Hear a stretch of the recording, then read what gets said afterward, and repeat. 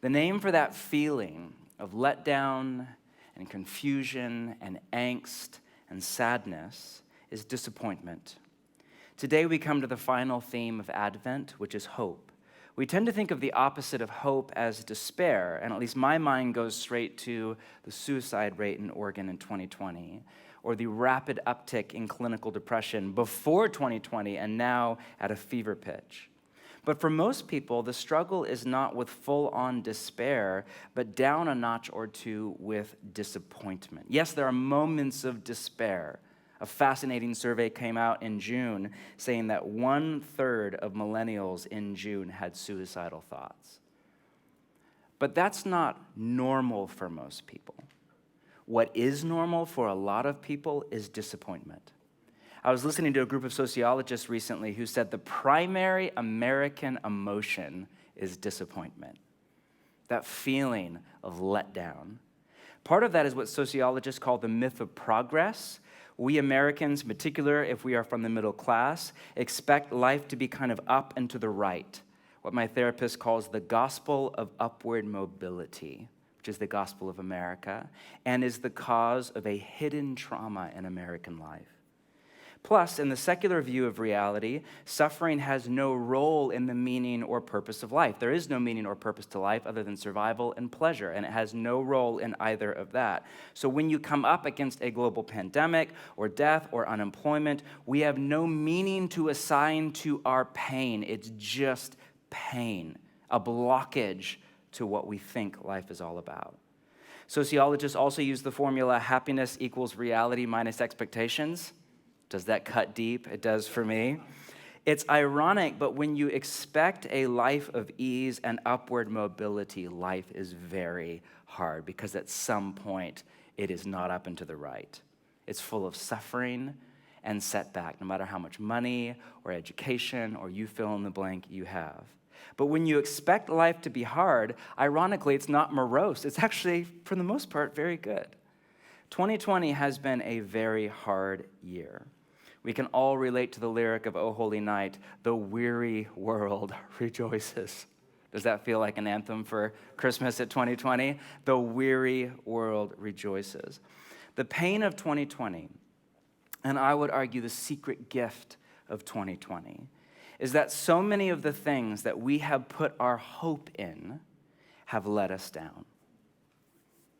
We put our hope in the myth of progress, but very few of us feel up and to the right this December over last. We put our hope in politics, the quasi-religion of our secular age, to solve the problem or problems of the human condition, but it's just a mess.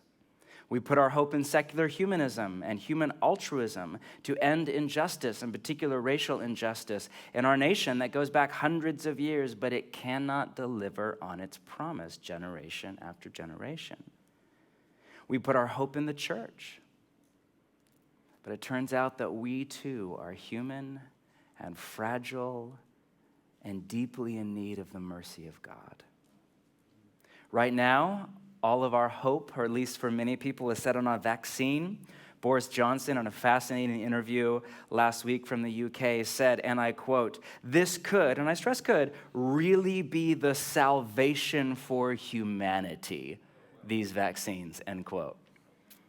Now, I know that's a figure of speech, but could it also be a bit of a Freudian slip? While a vaccine can do much good, it cannot offer, quote, "salvation for humanity," end quote. So a lot of us are feeling a little or a lot of disappointment over 2020. I am. Are you? It's okay to admit that. I sat around the other day, not for very long. I had to stop, and I just started to think about all of the things that I had hoped would happen in 2020.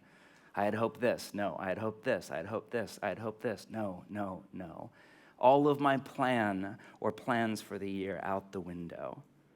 But what if disappointment is a good thing? What if there's a secret gift in it? What if disappointment is an emotional signal from our body that our hope was set on the wrong object? After all, hope must have an object. It must have something or someone to attach itself to aim at a better future over the horizon. What if disappointment comes with a gentle invitation from the Spirit to recenter our hope, that inner orientation of our heart toward the future and our energy for the present onto God? A synonym for disappointment is disillusionment, which I think of as a bad thing, but if you parse out that word, disillusionment, that's not all bad.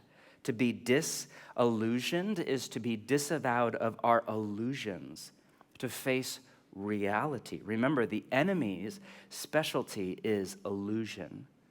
Jesus' specialty is truth. You shall know the truth, and it will set you free. What if when we feel disillusionment, rather than asking, why has God let me down, we were to ask, where was I living in an illusion? Where was my hope set on the wrong object? Now, I wish it was as simple as saying that as followers of Jesus, our hope is in Jesus and he will never let us down. Come on, Ziggy, come on up. You're never gonna let us down. Every time we sing that, I think, as the pastor here, I really should stop that song. I agree with it with about 19 asterisks at the bottom of that statement, you know? Man, are we just setting people up? Ziggy, let's chat about that later, you know? I wish it was as simple as, hey, our hope is in Jesus, he will never let us down. But let's be honest, not religious for a moment. Do you ever feel, at least at an emotional level, like God has let you down? It's not a trick question. I sure do. I sure have at times. I have felt let down by God. Even when our hope is in Jesus, we often relate to the two disciples on the road to Emmaus. We had hoped that Jesus would, we fill in the blank, do this or do that, show up in this way or show up in that way. Note that Luke does not name the second disciple, most likely in a literary move designed to prompt the reader to imagine himself or herself as the anonymous disciple. Anonymous in that unnamed disciple is you, and it's me. All of us come to the point in our road where we just feel let down by Jesus. This is why so many first century Jews rejected Jesus and refused to believe that he was the Messiah because Jesus let them down. He did not rally an army.